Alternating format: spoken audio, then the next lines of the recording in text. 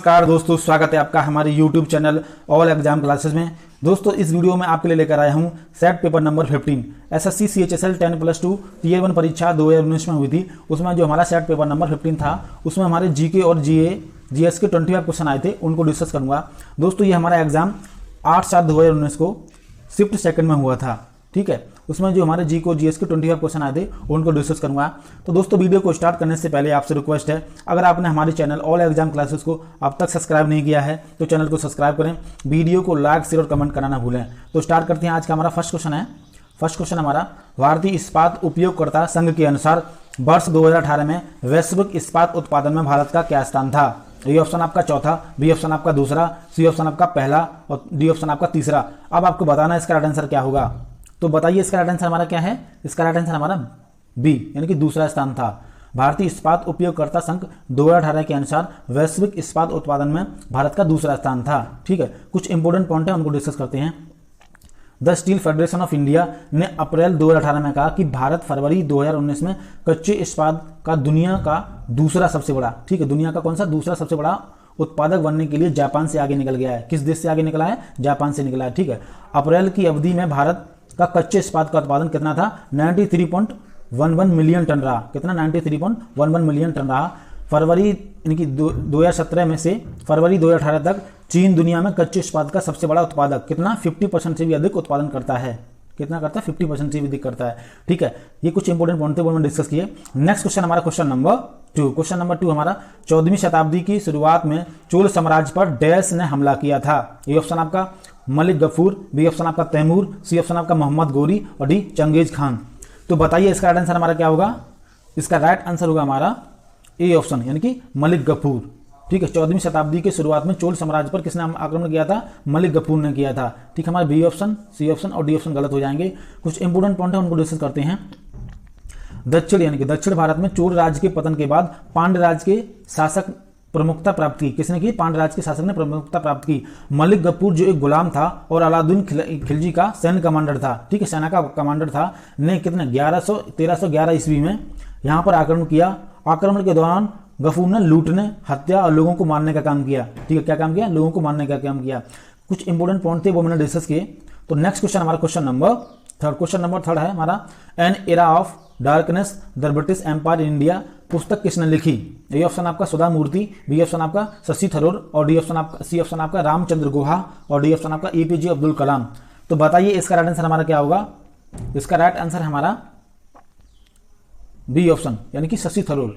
N era of darkness the British empire in India, ये पुस्तक किसने लिखी है? शशि थरूर ने लिखी है। कुछ इंपोर्टेंट पॉइंट है उनको डिस्कस करते हैं। वर्ष 2017 में कांग्रेस नेता कौन है? कांग्रेस नेता शशि थरूर की शीर्षक यानी कि पुस्तक शीर्षक an era of darkness the British empire in India यानी कि ब्रिटिश राज के दौरान भारतीय उपमहाद्वीप पर, क्या भारतीय उपमहाद्वीप पर किए गए अत्याचार और गलत कार्यों को दर्शाया गया है। इस पुस्तक में क्या दर्शाया गया है? भारतीय उपमहाद्वीप पर किए गए अत्याचारों और गलत कार्यों को दर्शाया गया है, ठीक है। नेक्स्ट क्वेश्चन को डिस्कस करते हैं। Question number 4। क्वेश्चन नंबर 4 हमारा, ऐतिहासिक शेरशाह सूरी मार्ग को किस मार्ग के रूप में जाना जाता है? ए ऑप्शन आपका राष्ट्रीय राजमार्ग संख्या 23, बी ऑप्शन आपका राष्ट्रीय राजमार्ग संख्या 11, सी ऑप्शन आपका राष्ट्रीय राजमार्ग संख्या 1 और डी ऑप्शन आपका राष्ट्रीय राजमार्ग संख्या 8।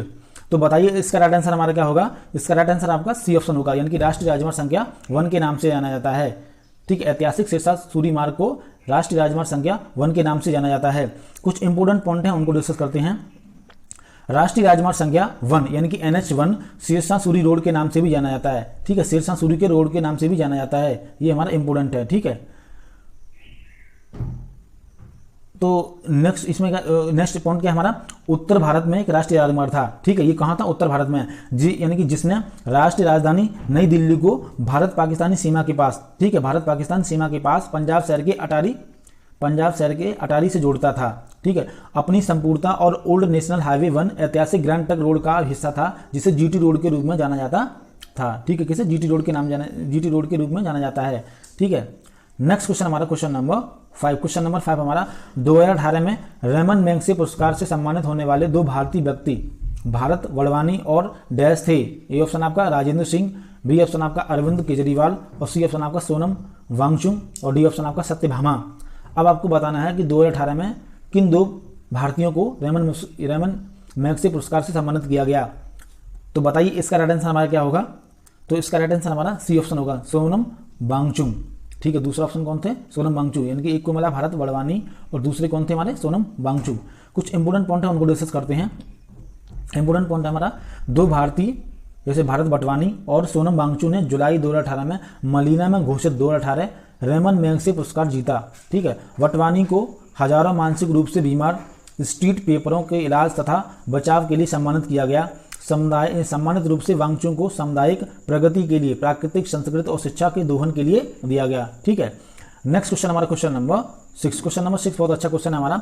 बिंब शब्द निम्नलिखित में से किस छोर से जुड़ा है? इस शब्द का अर्थ संख्या छुपी हुई सीट होता है। तो बताइए इसका राइट आंसर हमारा क्या? ए ऑप्शन आपका हॉकी, बी ऑप्शन आपका फुटबॉल और सी ऑप्शन आपका लॉन टेनिस और डी दौड़। बिंब शब्द किस खेल से जुड़ा है? तो इसका राइट आंसर हमारा क्या होगा? डी, यानी कि दौड़ से जुड़ा है। ठीक है, कुछ इंपोर्टेंट पॉइंट है उनको डिस्कस करते हैं।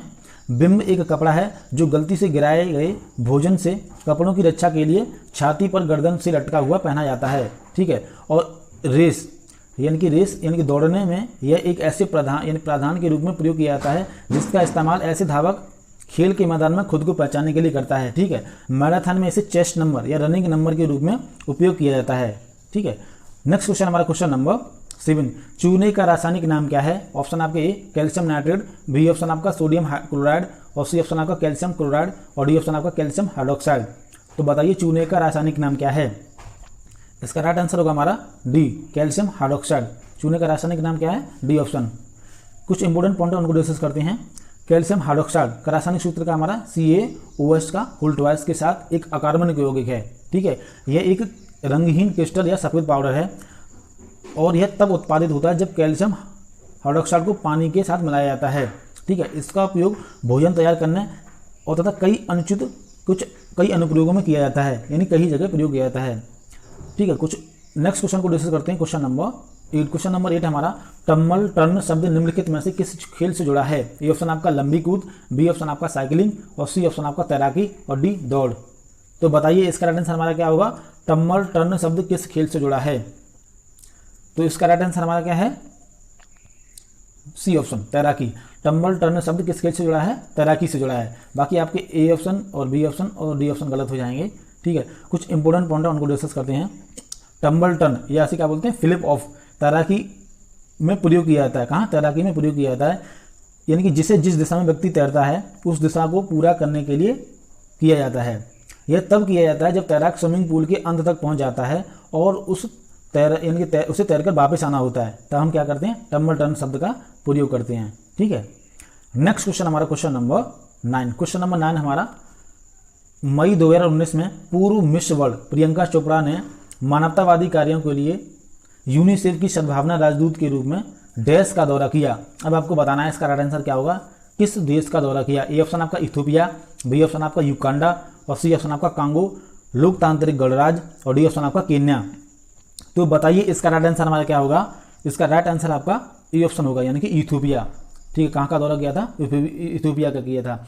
मई 2018 में पूर्व मिस वर्ल्ड प्रियंका चोपड़ा ने मानवतावादी कार्यों के लिए यूनिसेफ की सद्भावना राजदूत के रूप में इथियोपिया, कौन सा? इथियोपिया देश का दौरा किया था। ठीक है, नेक्स्ट क्वेश्चन हमारा, ये करंट अफेयर का क्वेश्चन था। इसी तरह के करंट अफेयर के क्वेश्चन हमारे SSC CHSL के एग्जाम में पूछे जाते हैं। नेक्स्ट क्वेश्चन हमारा क्वेश्चन नंबर 10। निम्नलिखित में से किस राज्य में भवैया लोक गीत संबंधित है? अब आपको बताना है जो भवैया लोकगीत है किस राज्य से संबंधित है। ए ऑप्शन आपका छत्तीसगढ़, बी ऑप्शन आपका उड़ीसा, सी ऑप्शन आपका पश्चिम बंगाल और डी झारखंड। तो बताइए इसका राइट आंसर हमारा क्या होगा? इसका राइट आंसर आपका सी होगा, यानी कि जो भवैया लोकगीत है संबंधित है वो पश्चिम बंगाल से संबंधित है। ठीक है, नेक्स्ट क्वेश्चन हमारा क्वेश्चन नंबर 11। क्वेश्चन नंबर 11 हमारा, डैश ने अरब सागर के किनारे काठियावाड़ के दक्षिण तट पर हमला किया, जहां उसने 1126 में सोमनाथ से और उस शहर के प्रसिद्ध हिंदू मंदिर को लूटा। अब आपको बताना किसने आक्रमण किया। ए ऑप्शन आपका फिरोज शाह तुगलक, बी ऑप्शन आपका महमूद गजनवी और सी ऑप्शन आपका अहमद शाह तुगलक और डी अकबर। अब आपको बताना इसका राइट आंसर क्या होगा। तो इसका राइट आंसर होगा हमारा बी ऑप्शन, यानी कि महमूद गजनवी ने। किसने आक्रमण किया था? महमूद गजनवी ने किया था। आपके ए ऑप्शन, सी ऑप्शन और डी ऑप्शन गलत हो जाएंगे। ठीक है, कुछ इंपोर्टेंट पॉइंट है उनको डिस्कस करते हैं। 1024 में गजनी के मोहम्मद ने अरब सागर के साथ काठियावाड़ के दक्षिण तट पर अपने अंतिम प्रसिद्ध अभियान पर प्रस्थान किया, जहां उसने सोमनाथ शहर और उसके प्रसिद्ध हिंदू मंदिर को ध्वस्त कर दिया और 50,000 भक्तों को मार डाला। कितने भक्तों को मार डाला? और 20 मिलियन दीनार लूट कर ले गया। कितने भक्तों को मारा? 50। ठीक है, और 20 मिलियन दीनार लूट कर ले गया। ठीक है, नेक्स्ट क्वेश्चन हमारा क्वेश्चन नंबर 12। क्वेश्चन नंबर 12 आपका, रगड़ कर सफाई और ब्लीच की प्रक्रिया से गुजरने के बाद 99% कपास किस पॉलीमर से बना होता है? ऑप्शन आपके एम्पाकेशन, बी ऑप्शन आपका सेलुलोज और सी ऑप्शन आपका प्रोटीन, डी टेफ्लॉन। तो बताइए आपका राइट आंसर क्या होगा? यानी कि कपास किस पॉलीमर से बना होता है? बताइए इसका राइट आंसर क्या आएगा आपका? तो इसका राइट आंसर होगा हमारा बी ऑप्शन, यानी कि किससे? सेलुलोज का बना होता है। ठीक है, रगड़ कर सफाई और ब्लीच की प्रक्रिया से गुजरने के बाद 99% कपास हमारा पॉलीमर किस पॉलीमर का बना होता है? सेलुलोज पॉलीमर का बना होता है। ठीक है, नेक्स्ट क्वेश्चन हमारा क्वेश्चन नंबर 13। क्वेश्चन नंबर 13 हमारा, डैश कंप्यूटर में मुख्य प्रिंटेड सर्किट बोर्ड, इसे पीसीबी होता है।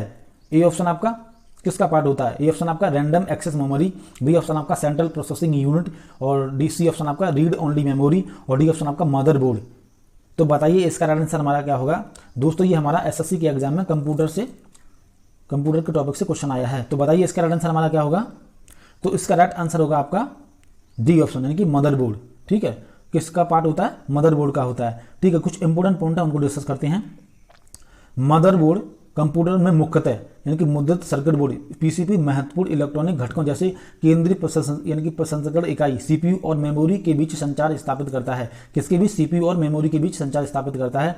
अन्य उपकरणों के लिए कनेक्टर प्रदान करता है। ठीक है, और मदरबोर्ड को main board, system board, base board, main board, system board और बेस बोर्ड, प्लाई बोर्ड और लॉजिक बोर्ड के रूप में भी जाना जाता है। ठीक है, ये कुछ इंपोर्टेंट पॉइंट थे वो मैंने डिस्कस किए। नेक्स्ट क्वेश्चन हमारा क्वेश्चन नंबर 14। क्वेश्चन नंबर 14 हमारा, 2019 में भारत में विश्व मौसम दिवस कब मनाया गया? ए ऑप्शन आपका 18 अप्रैल, बी ऑप्शन आपका 25 जनवरी और सी ऑप्शन आपका 20 मई और डी ऑप्शन आपका 17 फरवरी। तो बताइए इसका राइट आंसर हमारा क्या होगा? 2019 में भारत में विश्व मौसम दिवस कब मनाया गया? तो इसका राइट आंसर होगा आपका सी, यानी कि 20 मई को। 20 मई को भारत में विश्व मौसम दिवस मनाया गया। ठीक है, कुछ इंपोर्टेंट पॉइंट हैं उनको डिस्कस करते हैं। वर्ल्ड मेट्रोलॉजी दिवस हर साल कब मनाया जाता है? 20 मई को मनाया जाता है। ठीक है, इंटरनेशनल सिस्टम यूनिट हेतु मनाया जाता है। इसमें 20 मई 2019 को यानी कि 20 मई 1875 को पेरिस में, कहाँ पर? पेरिस में मीटर कन्वेंशन नामक अंतर्राष्ट्रीय संधि पर हस्ताक्षर करने की गांठ वर्ष मनाई जाती है। ठीक है, जिसके द्वारा अंतर्राष्ट्रीय बार और माप ब्यूरो BIPM मनाया गया था। ठीक है, कब मनाया गया था? 20 मई 1875 को सबसे पहली बार। ठीक है, कुछ इंपोर्टेंट पॉइंट है उनको डिस्कस किया मैंने। नेक्स्ट क्वेश्चन हमारा क्वेश्चन नंबर 15, जवाहरलाल नेहरू बंदरगाह कहाँ स्थित है? तो बताइए इसका राइट आंसर क्या होगा? ए ऑप्शन आपका केरल, बी ऑप्शन आपका महाराष्ट्र, सी ऑप्शन आपका आंध्र प्रदेश और डी पश्चिम बंगाल। तो बताइए जवाहरलाल नेहरू बंदरगाह कहाँ स्थित है? इसका राइट आंसर होगा हमारा बी ऑप्शन, यानी कि महाराष्ट्र में स्थित है। ठीक है, जवाहरलाल नेहरू पोर्ट महाराष्ट्र के नवी मुंबई में पूर्व में स्थित है। कहाँ पर स्थित है? पूर्व में स्थित है। यह भारत का सबसे बड़ा कंटेनर पोर्ट है। ठीक है, क्या है? भारत का सबसे बड़ा कंटेनर पोर्ट है। और कहाँ स्थित है हमारा? नवी मुंबई में, महाराष्ट्र के नवी मुंबई में स्थित है। ठीक है, नेक्स्ट क्वेश्चन हमारा क्वेश्चन नंबर 16, एक बाजार में किसी संपत्ति को खरीदने और उसी समय दूसरे बाजार में ऊंची कीमतों पर, ठीक है, ऊंची कीमतों पर वैसी संपत्ति को बेचने को अर्थशास्त्र में क्या कहा जाता है? आपको बताना है ऐसी संपत्ति को अर्थशास्त्र में क्या कहा जाता है। ए ऑप्शन आपका मूल्यह्रास, बी ऑप्शन आपका गिरवी और सी ऑप्शन आपका अंतरपणन और डी अवमूल्यन। तो बताइए इसका राइट आंसर क्या होगा? तो इसका राइट आंसर आपका ए ऑप्शन तो बिल्कुल नहीं होगा, मूल्यह्रास। ठीक है, हमने क्या किया? किसी संपत्ति को खरीदा और दूसरे बाजार में ऊंची कीमत में बेचना, तो उसका मूल्यह्रास नहीं हुआ और गिरवी तो रखी नहीं रही, तो आपका बी ऑप्शन बिल्कुल नहीं होगा और डी ऑप्शन भी गलत होगा आपका, अवमूल्यन। इसका राइट आंसर होगा आपका सी हो, यानी कि अंतरपणन बोलते हैं। ठीक है, नेक्स्ट क्वेश्चन हमारा क्वेश्चन नंबर 17। क्वेश्चन नंबर 17 है हमारा आपका, डैश वह प्रक्रिया जिसमें हवा में मौजूद जल वाष्प तरल पानी में बदल जाता है।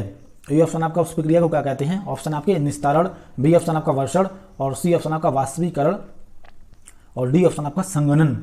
अब आपको बताना है इसका राइट आंसर क्या होगा, यानी कि उस प्रक्रिया का नाम बताना है जिसमें हवा में मौजूद जल वाष्प तरल पानी में बदल जाता है। तो उसका राइट आंसर हमारा क्या होगा? उससे बोलते हैं डी ऑप्शन, यानी कि संघनन, जैसे कंडेंसेशन। ठीक है, कंडेंसेशन प्रोसेस में जो हवा में जो मौजूद हमारे जलवाष्प होता है वो हमारा पानी के रूप में कन्वर्ट हो जाता है। ठीक है, कुछ इंपोर्टेंट पॉइंट है उनको डिस्कस करते हैं। संघनन गैस अवस्था से द्रव अवस्था में पदार्थ की भौतिक स्थिति में परिवर्तन होता है। ठीक है, किस अवस्था से? गैस अवस्था से द्रव अवस्था में परिवर्तन होता है। ठीक है, यानी कि गैस स्टेट से लिक्विड स्टेट में कन्वर्ट होता है हमारा। ठीक है, ये हमारा वाष्पीकरण का उल्टा है। किसका उल्टा? वाष्पीकरण का उल्टा है। ठीक है, नेक्स्ट क्वेश्चन को डिस्कस करते हैं। Question number 18। क्वेश्चन नंबर 18 हमारा बहुत अच्छा क्वेश्चन है। 1998 में गूगल की स्थापना लैरी पेज और डैश ने की थी। अब आपको बताना इसका राइट आंसर क्या होगा, यानी किसने की थी। ए ऑप्शन आपका फिटर थियरी, बी ऑप्शन आपका फॉर जीनियस, और आपका सी ऑप्शन है संगोई विरिन, और डी ऑप्शन आपका एलन मास्क। तो बताइए इसका राइट आंसर हमारा क्या है। इसका राइट ऑप्शन होगा आपका सी आंसर, यानी कि किसने की थी गूगल की स्थापना 1998 में लैरी पेज और संगोई विरिन ने की थी। ठीक है, कुछ इंपोर्टेंट पॉइंट है उनको भी डिस्कस करते हैं। गूगल की स्थापना 1998 में लैरी पेज और संगोई विरिन ने की थी। किसने की थी? लैरी पेज और संगोई विरिन ने की थी। ठीक है, जब वे कैलिफोर्निया में स्टैनफोर्ड विश्वविद्यालय में पीएचडी के छात्र थे। किसके छात्र थे? पीएचडी के छात्र थे। उन्होंने 4 सितंबर 1998 में निजी तौर पर शामिल किया गया। गूगल को, अमेजॉन, एप्पल और फेसबुक को बिग फोर टेक्नोलॉजी कंपनियों में से एक माना जाता है। ठीक है, ये कुछ इंपोर्टेंट पॉइंट थे वो मैंने डिस्कस किए। नेक्स्ट क्वेश्चन को डिस्कस करते हैं, हमारा क्वेश्चन नंबर 19। दोस्तों अगर आपको ये वीडियो हेल्पफुल लग रहा है तो हमारे चैनल को सब्सक्राइब करें, वीडियो को लाइक शेयर और कमेंट करना ना भूलें, और इस वीडियो को अपने फ्रेंड के साथ भी शेयर करें। ठीक है, नेक्स्ट क्वेश्चन हमारा एसएससी के एग्जाम में पूछा गया था। तुर्की में खेले गए विश्व चैलेंज कप में ग्लोबल इवेंट में स्वर्ण पदक जीतने वाला पहला भारतीय जिम्नास्टिक कौन है। ए ऑप्शन आपका आशीष कुमार, बी ऑप्शन आपका अरुणा रेड्डी, और सी ऑप्शन आपका राकेश पात्रा, और डी ऑप्शन आपका दीपा कर्माकर। तो बताइए इसका राइट आंसर हमारा क्या होगा। इसका राइट आंसर होगा आपका डी ऑप्शन, यानी कि दीपक कर्माकर ने तुर्की में खेले गए विश्व चैलेंज यानी कि चैलेंज कप में एक ग्लोबल इवेंट में स्वर्ण पदक जीतने वाले पहली भारतीय जिम्नास्टिक हैं। ठीक है, कौन है? दीपक कर्माकर। ठीक है, नेक्स्ट क्वेश्चन को डिस्कस करते हैं। क्वेश्चन नंबर 20, ये भी बहुत अच्छा क्वेश्चन हमारा। संसद के दोनों सदनों और उसकी समितियों और सदस्यों की शक्तियां, विशेषाधिकार और बचाव के बारे में मुख्य रूप से भारत के संविधान के किस अनुच्छेद में उल्लेख किया गया है। ऑप्शन आपका ए 115 में, बी ऑप्शन आपका 107 में, सी ऑप्शन आपका 105 में, और डी 102 में। अब आपको बताना इसका राइट आंसर क्या होगा। तो इसका राइट आंसर आपका क्या है? सी ऑप्शन, यानी कि अनुच्छेद 105 में किया गया है। किसमें किया गया? अनुच्छेद 105 में किया गया है। ठीक है, कुछ इंपोर्टेंट पॉइंट है उनको डिस्कस करते हैं। अनुच्छेद 105 में पार्लियामेंट्री प्रिविलेज का उल्लेख किया गया। किसका किया है? पार्लियामेंट्री प्रिविलेज का उल्लेख किया गया है, जो संसद को अपनी व्यक्तिगत क्षमता, ठीक है, व्यक्तिगत क्षमता में संसद सदस्यों के रूप में ली जा सकती है। यह एक सक्षम प्रावधान है जो संसद को अपने विविध कर्तव्यों को प्रभावी ढंग से और बिना बाधा के निर्वाह करने में सक्षम बनाता है। ठीक है, क्या बनाता है? सक्षम बनाता है। ठीक है, यानी कि आपका कौन सा अनुच्छेद था? 105 में पार्लियामेंट्री प्रिविलेज का उल्लेख किया गया है। ठीक है, नेक्स्ट क्वेश्चन हमारा क्वेश्चन नंबर 21। क्वेश्चन नंबर 21 आपका कुल्लू मार शिखर डैश पर्वत श्रृंखला में उच्चतम बिंदु है। अब आपको बताना कौन सी पर्वत श्रृंखला है। ए ऑप्शन आपका काराकोरम, बी ऑप्शन आपका सतपड़ा, और सी ऑप्शन आपका विंध्याचल, और डी अरावली। तो बताइए इसका राइट आंसर हमारा क्या होगा। इसका राइट ऑप्शन आपका होगा सी, यानी कि विंध्याचल। कुल्लू मार जो शिखर पर्वत श्रृंखला है, यानी कि जो हमारा विंध्याचल पर्वत यानी कुल्लू मार जो शिखर है वो विंध्याचल पर्वत श्रृंखला का उच्चतम बिंदु है। ठीक है, कुछ इंपोर्टेंट पॉइंट है उनको भी डिस्कस करते हैं। कुल्लू मार शिखर या सद्भावना शिखर के रूप में जाना जाता है। किसके? सद्भावना शिखर के रूप में भी जाना जाता है। विंध्याचल पर्वत श्रृंखला का सर्वोच्च शिखर है। ठीक है, सर्वोच्च शिखर है जिसकी ऊंचाई कितनी है? 752 मीटर। ठीक है, 752 मीटर है। ठीक है, ये कुछ इंपोर्टेंट पॉइंट थे वो मैंने डिस्कस किए। नेक्स्ट क्वेश्चन हमारा एसएससी के एग्जाम में पूछा गया था, जो 2019 में हुआ था। मई 2019 में पाकिस्तान ने डैश नामक सतह से सतह मार करने वाली बैलिस्टिक मिसाइल का सफल परीक्षण किया। अब आपको बताना है इसका राइट आंसर क्या होगा। तो दोस्तों ये हमारा करंट अफेयर का क्वेश्चन है। इसी तरह के करंट अफेयर के क्वेश्चन एसएससी सीएचएसएल के एग्जाम में पूछे जाते हैं, तो आपको इसी तरह की करंट अफेयर को तैयार करना है। ठीक है, तो बताइए उस मिसाइल का नाम क्या है। ए ऑप्शन आपका सलाम थर्ड, बी ऑप्शन आपका मुसाफिर सेकंड, और सी ऑप्शन आपका बदन फर्स्ट, और डी ऑप्शन आपका शाहीन सेकंड। तो इसका राइट आंसर क्या होगा आपका? डी ऑप्शन, यानी कि मई 2019 में पाकिस्तान ने शाहीन सेकंड नामक सतह से सतह मार करने वाली बैलिस्टिक मिसाइल का सफल परीक्षण किया। ठीक है, ये कुछ इंपोर्टेंट पॉइंट थे। ये क्वेश्चन था, बहुत इंपोर्टेंट क्वेश्चन है। इसी तरह के क्वेश्चन पूछे जाते हैं। नेक्स्ट क्वेश्चन हमारा 23rd। बहुत ऊंचाई पर हिमपात और बर्फ का एक बहुत बड़ा ढेर होता है जो पहाड़ी ढलान से नीचे गिरता है। अब आपको बताना वो कौन, उसे क्या कहते हैं। ए ऑप्शन आपका ज्वालामुखी, बी ऑप्शन आपका तूफान, सी ऑप्शन आपका हिमस्खलन, और डी चक्रवात।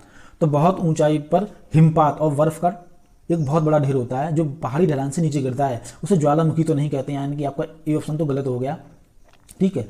और उसे बी ऑप्शन भी गलत है आपका तूफान, और आपका डी ऑप्शन भी गलत है चक्रवात। इसका राइट आंसर हमारा क्या होगा? हिमस्खलन। उसे क्या कहते हैं हम? हिमस्खलन कहते हैं। क्या कहते हैं? हिमस्खलन, ठीक है। नेक्स्ट क्वेश्चन को डिस्कस करते हैं, क्वेश्चन नंबर 24। निम्नलिखित यानी कि निम्न में से किस राज्य में चक्री एक प्रकार का पारंपरिक संगीत लोकप्रिय है? अब आपको बताना है चक्री पारंपरिक संगीत यानी कि संगीत लोकप्रिय किस प्रदेश का है? ए ऑप्शन आपका राजस्थान, बी ऑप्शन आपका मध्य प्रदेश, और सी ऑप्शन आपका क्या है? जम्मू और कश्मीर, और डी ऑप्शन आपका पंजाब। अब आपको बताना है किस भारतीय राज्य में चक्री एक पारंपरिक संगीत लोकप्रिय है। तो बताइए इसका राइट आंसर हमारा क्या होगा? इसका राइट आंसर आपका क्या है? सी ऑप्शन, यानी कि कहाँ? जम्मू एंड कश्मीर में चक्री एक पारंपरिक क्या है? लोकप्रिय संगीत है। कहाँ पे? जम्मू कश्मीर का है, ठीक है। कुछ इंपोर्टेंट पॉइंट हैं वो भी डिस्कस करते हैं। जम्मू कश्मीर में, ठीक है, ये गाया जाने वाला, ठीक है, यहाँ पर क्या होगा? गाया जाने वाला, ठीक हो गया, गाया जाने वाला पारंपरिक संगीत यानी चक्री, ठीक है, होगा गाया जाने वाला, गाया जाने वाला पारंपरिक संगीत चक्री सबसे प्रिय यानी कि लोकप्रिय संगीत प्रकारों में से एक है। कौन है? चक्री। ये कहाँ पर गाया जाता है हमारा? जम्मू एंड कश्मीर में। कहाँ पर? जम्मू एंड कश्मीर में गाया जाता है, ठीक है। नेक्स्ट क्वेश्चन हमारा क्वेश्चन नंबर 25। क्वेश्चन नंबर 25 आपका, संसद सदस्य स्थानीय क्षेत्र विकास योजना MPLADS को दिसंबर में पेश किया गया था। ए ऑप्शन आपका 2014 में, बी ऑप्शन आपका है 2004 में, सी ऑप्शन आपका 1991 में, और डी ऑप्शन आपका 1993 में। तो आपको बताना है ये किस यानी कि कब पेश किया गया था? संसद सदस्य स्थानीय विकास योजना। तो बताइए इसका राइट आंसर हमारा क्या होगा? इसका राइट आंसर होगा आपका डी ऑप्शन, यानी कि 1993 में पेश किया गया था। आपका ए ऑप्शन, बी ऑप्शन और आपका सी ऑप्शन गलत हो जाएंगे, ठीक है। राइट आंसर आपका क्या था? डी ऑप्शन, ठीक है। कुछ इंपोर्टेंट पॉइंट है उनको भी डिस्कस करते हैं। 30 दिसंबर 1993 को भारत सरकार द्वारा स्थानीय यानी कि स्थानीय क्षेत्र विकास योजना को पेश किया गया। किसको? स्थानीय क्षेत्र यानी कि संसद स्थानीय क्षेत्र विकास योजना को पेश किया गया। यह संसदों के विकास को स्थानीय स्तर पर महसूस की जाने वाली जरूरतों के आधार पर टिकाऊ सामुदायिक संपत्ति बनाने पर जोर देने के साथ साथ अपने निर्वाचन क्षेत्र में विकास कार्यों की सिफारिश करने में सक्षम बनाता है, ठीक है। क्या बनाता है? सक्षम बनाता है, ठीक है। तो दोस्तों ये हमारी SSC CHSL set paper number 15 में जो GK और GS के 25 क्वेश्चन आए थे वो मैंने डिस्कस किए। अगर आपको कमेंट करके बताना है कि आपको ये वीडियो कैसा लगा है, आपको वीडियो अच्छा लगा है तो हमारे चैनल को सब्सक्राइब करें, वीडियो को लाइक शेयर और कमेंट करना ना भूलें, क्योंकि मैं SSC CHSL के सारे पेपरों को डिस्कस करूंगा। जितने भी हमारे पेपर हुए थे, लगभग 25 क्वेश्चन पेपर हुए थे, उनको डिस्कस करूंगा। तो दोस्तों मिलते हैं नेक्स्ट वीडियो में। धन्यवाद।